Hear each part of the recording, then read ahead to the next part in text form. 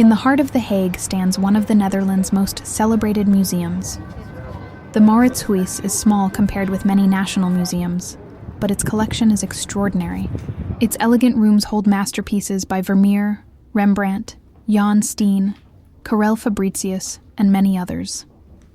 Here, you can stand face to face with the girl with a pearl earring, look across Vermeer's view of Delft, meet the tiny Goldfinch, and discover why an ordinary bull became one of the museum's great icons. In this video, we will explore the museum, its most important paintings, and the details that make them worth seeing in person. The Mauritshuis feels different from a typical national museum. Instead of endless galleries, visitors move through a series of intimate rooms that still feel like part of an elegant private house. And that is exactly how the building began. It was constructed in the 17th century as the residence of Johann Maurits of Nassau-Siegen, beside the political center of The Hague. In 1822, it opened as a museum for the Dutch royal collection. Today, its relatively small size is part of its appeal. The collection is concentrated, so almost every room contains a painting worth stopping for.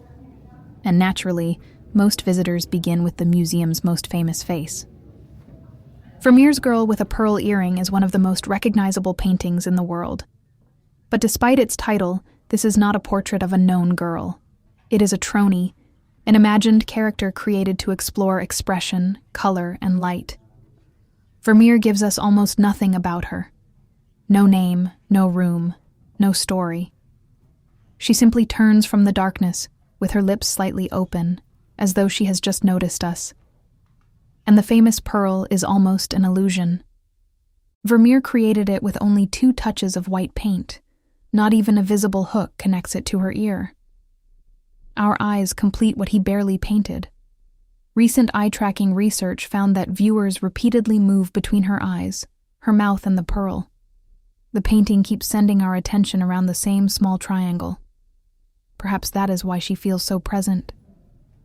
Vermeer tells us almost nothing about her, and that leaves us unable to stop imagining the rest. Vermeer could create the same feeling of stillness without showing a face at all. This is View of Delft, painted around 1660. Today, it is considered the most famous cityscape of the Dutch 17th century. But Vermeer was not simply recording what Delft looked like. He carefully reorganized the city to make the scene feel calmer and more balanced. The painting is built from 3 quiet horizontal layers: water, city, and sky. There is almost no wind. The reflections barely move, the boats seem still, and the people are so small that the city feels almost silent. But the real drama comes from the light. Much of the foreground remains in shadow, while sunlight suddenly reaches the buildings farther away. The tower of Delft's new church catches that light, drawing the eye into the center of the city. Vermeer even shifted the tower slightly from its real position to strengthen the composition. So this is not Delft exactly as it appeared. It is Delft as Vermeer wanted it to feel: peaceful, ordered, and suspended in time. The subject is a city, but what we remember is the atmosphere. Nearby, another Dutch painter took an ordinary animal and made it monumental. This is The Bull, painted by Paulus Potter in 1647. The subject could hardly be simpler: a bull standing in a field beside a farmer and a few animals. But the painting is enormous. At a time when canvases of this size were usually reserved for kings, battles, or religious scenes, Potter gave that importance to a farm animal. He painted the bull with extraordinary attention. The heavy body, rough hide, wet nose, and even the flies around its back. Yet the animal is not idealized.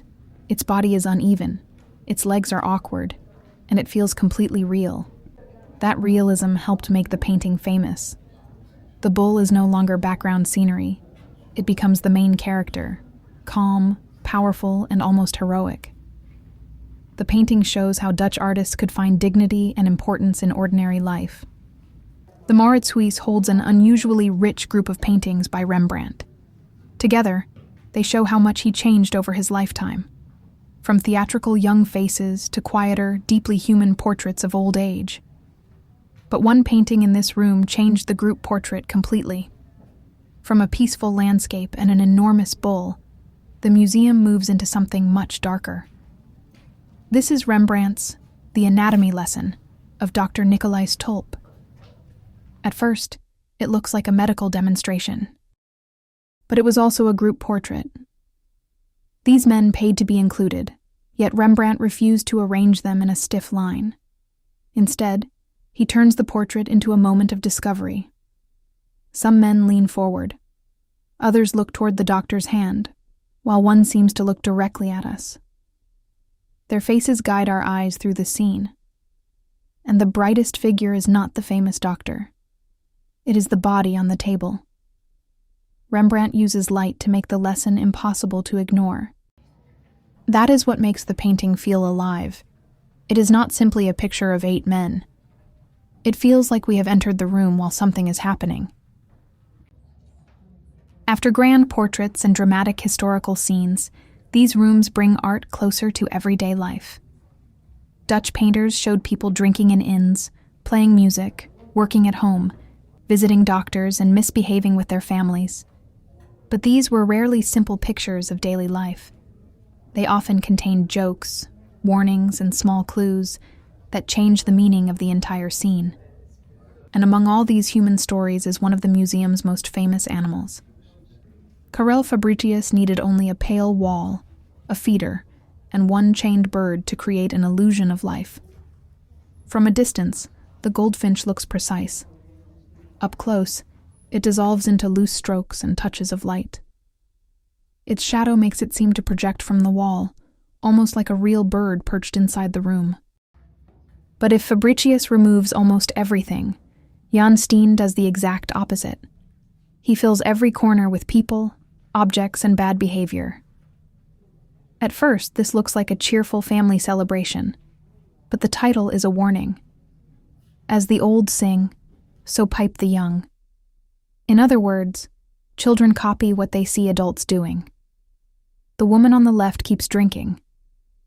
On the right, a laughing father teaches a child to smoke, and that father is Steen himself. Even the parrot repeats the same idea. It copies what it hears without understanding it. The whole painting is funny, but the message is serious. Bad examples are passed from one generation to the next. Steen used crowded scenes to tell stories. Frans Hals could create the same sense of life with just one face. Frans Hals became famous for making painted faces feel spontaneous and alive. While many 17th century portraits were carefully posed, Hals used quick, loose brushstrokes to capture expressions that seemed to last only a second. These 2 small paintings are Girl Singing and Boy Playing the Violin, both painted in 1628. They were designed as a pair, and may even show Hals's own children, although their identities are unknown. Their mouths are open, their heads are turning, and the unusual diamond-shaped panels make the music feel as though it continues beyond the frame. Nearby is Laughing Boy, painted around 1625. This is not a portrait of a known child, but a study of laughter itself. Visible teeth were unusual in formal portraits, and a natural laugh was extremely difficult to capture without making the face look stiff or exaggerated. Hals uses rapid strokes for the hair, collar, and flushed cheeks, while the sparkling eyes make the expression feel immediate. Up close, the paint looks loose and almost unfinished. From a distance, it becomes a boy caught in a real burst of laughter. That ability to preserve a split-second expression is what made Frans Hals extraordinary. And these masterpieces are only part of the Mauritshuis collection. Across its other rooms, the subjects change constantly. Jacob van Ruysdael transforms the Dutch landscape with enormous skies, changing weather and dramatic light. Still-life painters turn flowers, food, and precious objects into displays of color, texture, and extraordinary detail. And in the Garden of Eden with the Fall of Man, 2 specialists combine their talents in a single painting. Jan Bruegel painted the landscape and its remarkable variety of animals, while Peter Paul Rubens painted Adam and Eve. It is one painting, but the closer you look, the more separate stories and details begin to appear. That variety is what makes the Mauritshuis so rewarding. One room may be quiet and intimate. The next may be crowded with comedy, mythology, landscapes, or drama. The museum may be small, but almost every room gives you a completely different reason to stop and look.